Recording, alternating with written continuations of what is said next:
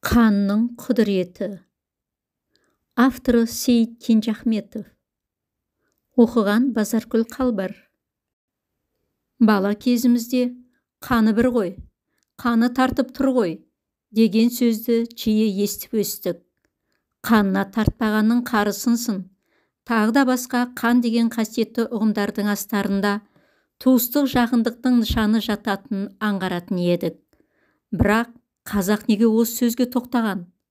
Мұның ғажап құпиясы мен терең мәнін қарапайым ғана қазақшалы дәлелдегенде халықтың даналық көрегендігі мен өмірдің адам біле бермейтін кез келген ғұламалардың өзі шеше алмайтын сансыз сырларына көз жеткіздік. Сонымен қан.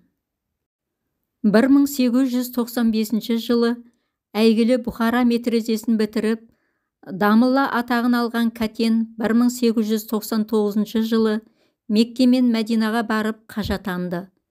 Туған жеріне келіп медресе ашты. Әкесі де өзі де дәулетті өмір сүрді. 1917 жылы Алашорда өкіметіне ер-тұрманмен 100 жорға ат берді.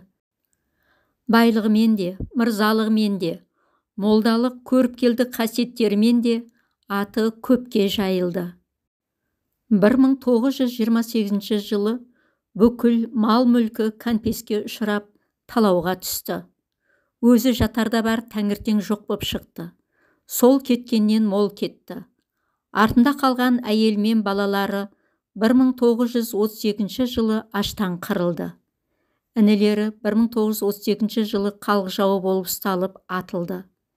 Сөйтіп қара суы қатық болып ұйыған, жақсы істермен елді аузына қаратқан бүкіл бір әулеттің оты сөніп, аты өшті. Арада 28 жыл өтті. 1956 жылдың жазы. Ұйқыдан оянған ауыл адамдары қыр басында жалғыз тұрған ақ киімді, ақ сәлделі, ақ таяқты, ақ сақалды адамды көрді. Жанында ақбозат қаңтарулы тұр. Осы бір тосын көрініске ел таңырқап, әрі әбіржіп, әрі сескеніп қалды. Ауыл ақсақалы Таласбай молда қатты толқып, құдіреті күшті Құдайым, жақсылық болғай, жақсылыққа бастай көр, деп таяғын қолына алып, шапанын жамылып қыр үстіндегі адамға асығыс адымдады. Оған 3-4 адам ерді. Молда жақындай бере, «Алла, Алла, көргенімді рас қыла көр», деп оқыс дауыстап қалды да, «Кәтекем, асыл туған Кәтекем, арысым, ағекем», деп таяғын тастай жүгіріп, кең құшағын жая, қатты үн шығара өкіре ұмтылды. «Уа, Таласбаймысың, Таласбай жанымбысың?» деуден әрі сөзге келе алмай қалған қария Таласбайдың құшағына құлай берді. Сөйтіп бір түнде ғайып болған Кәтен бір таңда тағы да пайда болды. Кәтен келді деген қуанышты хабар елден елге, ауылдан қалаға қанат біткендей ұшып бара жатты.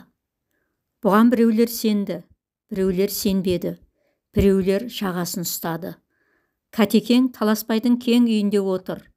Арманды сөздер, жүрек жарғандай қуаныштар, сағынышты өксу, көл болған көз жастары таусылар емес. Есік ашылып, ішке кірген әр адамға Кәтен үмітпен қарайды. Біреулерді күтіп отырғандай, қатты алаңдаған жайы бар. Оны аңғарған сезімтал үйесі сөз бастады.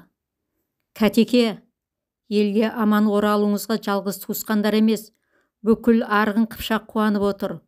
Қуаныштың екі түрі бар. Бірі күткен қуаныш, екіншісі күтпеген қуаныш. Біз сол күтпеген қуаныш үстінде отырмыз. Сіз кеткелі талай жыл өтті, талай суақты, талай жақсы өмірден өтті. Ат ауыздығымен су ішкен, ер етігімен су кешкен заман болды. Соны тағдыр бізге бастан өткізіп, көзбен көруге жазған екен. Сіз алаңдап күтіп отырсыз ау. Екі ұл, екі қыз, 3 ініңізді күтіп отырсыз ау, деді де қарт еңкілдеп жылап жіберді. Көзін орамалмен сүртіп отырып, қарт Кәтен ұстазына көңіл айтып, қайғылы хабарды жеткізді. Кәтен қарт бүгіліп қалды. Көзіне жас та келмеді, үнсіз. Таласбай шошынды. Сосын, Асыл аға, көпті көрдіңіз ғой. Жақсы кездерді де жаман күндерді де бастан өткіздіңіз ғой. Берік болыңыз. Мына ағайындарыңыз қорқып отыр. Бір ауыз сөз айтыңызшы. Я Алла, деді Дамылла. Күбірлеп бет қайырды. Жұрт аяғы сиреген соң екі молда бірнеше күн бойы оңаша сөйлесті.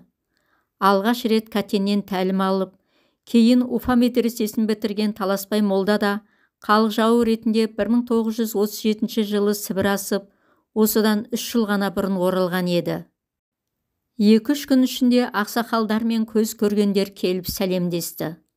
1928 жылы бай ретінде кәмпескеленген, 1937 жылы халық жауы болып сотталған, 1943 жылы штраф батальонында соғысқа қатысып, немістердің қолына тұтқынға түсіп, 1946 жылы қайтадан Сібірге жер аударылып, жақында ғана оралған Қапыш молда жылай келіп сәлемдесті. Кеңес түрмесінде 10 жыл отырған Арыстанбек келіп сәлемдесті. Батыр, әулие, шеген ұрпақтары келіп қонаққа шақырды. Алыс жақыннан келіп сәлемдеспеген жан қалмаған шығар. Сағынғандардың бір көзінен қуаныштың жасы ақса, екінші көзінен қапа мен өкініштің жасы ағып еді. Келгеніне ай өтіп, ел аралап, жақын ағайындармен сиреп қалған өз қатарлармен жүздесіп көңілін басқан соң, Кәтекең Таласбайды және 3-4 жігіттерді ертіп өз қолымен жерлеген атанасының басына 3-ші рет келіп дұға оқыды. Сосын бұрын өздері өсіп өскен ата мекеніне келіп аттан түсті. Бұрынғы өткендерге тағы да дұға оқыды. Жігіттерді бастап келіп, қазір төмпешік болып қалған үйінің батыс жақ бұрышының сыртынан қаздыра бастады. Кісінің кіндігінен аса бере күрек жүзі қатты затқа тиді. Әрі қарай кеңірек алып, абайлап қазылды. Көп ұзамай-ақ төңкерілген қазан көрінді.